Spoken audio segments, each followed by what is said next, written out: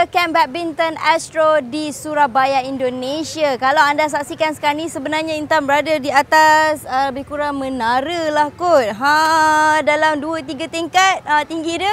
Dan di belakang sana anda boleh saksikan sebahagian daripada bandar Surabaya. Jadi tujuan kita ke sini adalah untuk mencari bakat-bakat adik-adik kita yang bermain badminton di Indonesia. Jadi jom kita saksikan bagaimana perkembangan mereka.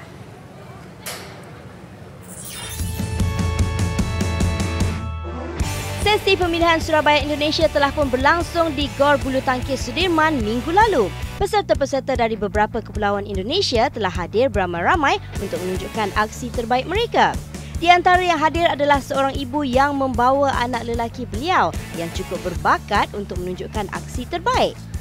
Perkenalkan Ibu Sri Purwanti dan putera beliau, Ananda Hilkom.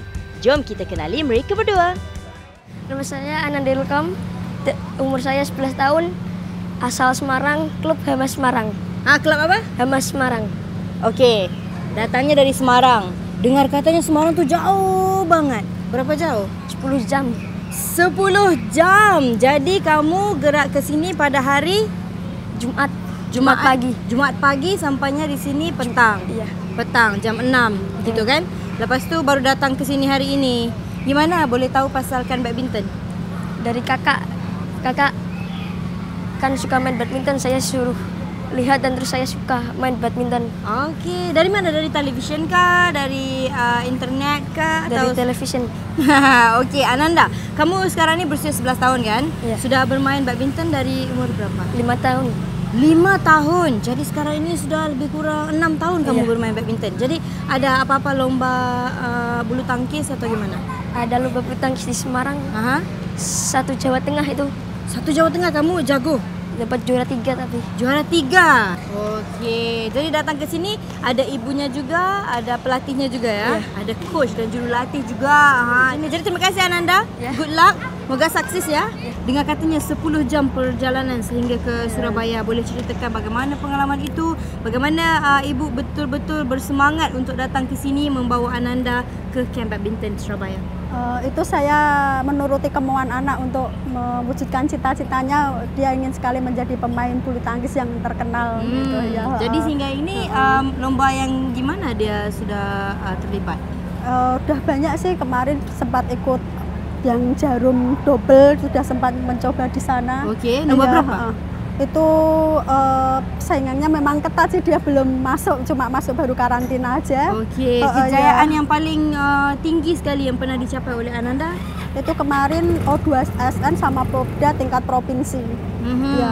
Baru kemarin itu ya. Oke, jadi perjalanan tuh gimana? Susah nggak ataupun jauh ataupun selalu ke datang kemari? Iya, kemanapun dia masih ikut biarpun jauh sana aja. Yang paling jauh sekali di mana? Berarti Jakarta sama sini.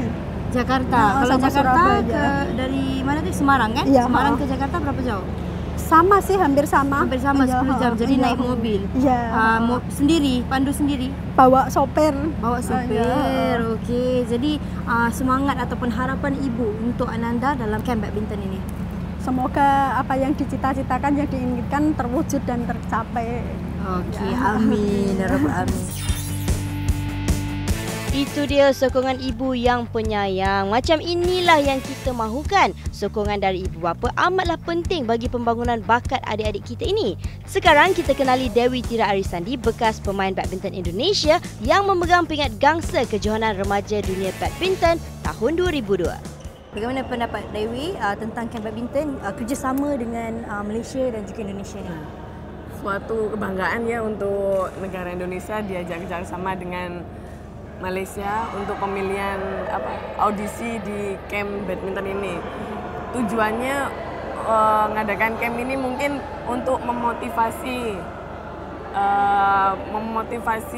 insan-insan bulu tangkis anak-anak kita yang masih di bawah umur, masih kecil-kecil, untuk pembibitan untuk menjadi pemain internasional. Okey, jadi mungkin ada kata-kata nasihat untuk anak-anak kita, adik-adik kita yang datang ke sini yang mungkin bisa pergi ke Malaysia jadi terpilih, gimana? Nasihat atau apa? Untuk anak-anak audisi ini bagus buat kalian supaya kalian bisa buka pikiran bahwa bulu tangkis itu bagus untuk masa depan kalian semua.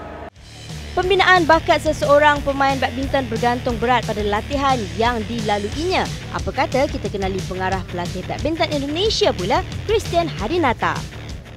Ya, saya pikir ini satu program yang sangat bagus ya, dan sangat positif lah, khususnya bagi anak-anak usia di bawah 12 ya. Jadi mereka bisa merasakan, bisa mengalami sendiri bagaimana program-program latihan, apalagi kan banyak pelatih-pelatih dari Malaysia, pemain-pemain yang pada masanya juga hebat ya. Saya kenal Wong Chong Han, ada Chan Chong Ming ya, itu luar biasa sekali ya. Sampai sekarang masih mendedikasikan untuk bulu tangkis, dan anak-anak kita tentunya juga patut berterima kasih, patut bersyukur. Apalagi tadi saya mendengar program yang luar biasa, nanti akan training camp di Malaysia 1 minggu, lalu yang terpilih training camp di Jepang 1 minggu juga ya, 2 minggu, wah, luar biasa, luar biasa. Jadi masih dalam masa usia yang sangat muda, mereka bisa ikut program latihan yang sudah di luar negeri, dan ini sangat baik untuk pembinaan karakter, khususnya mental mereka. Kamp badminton di Surabaya adalah di bawah anjuran bersama di antara PBSI, Tribe dan Astro. Terima kasih kepada semua yang terlibat atas menjayakan kamp pemilihan pertama di Surabaya. Begitulah ceritanya tentang kamp badminton Astro di Surabaya, Indonesia ini. Wah, boleh tahan meriah juga kat sini kan. Jadi kita nak saksikanlah bagaimana agaknya siapa nanti akan terpilih ke Kuala Lumpur. Jadi untuk mengikuti perkembangan kami di kamp badminton Astro, teruskan bersama dengan Astro Arena 801. Bye-bye.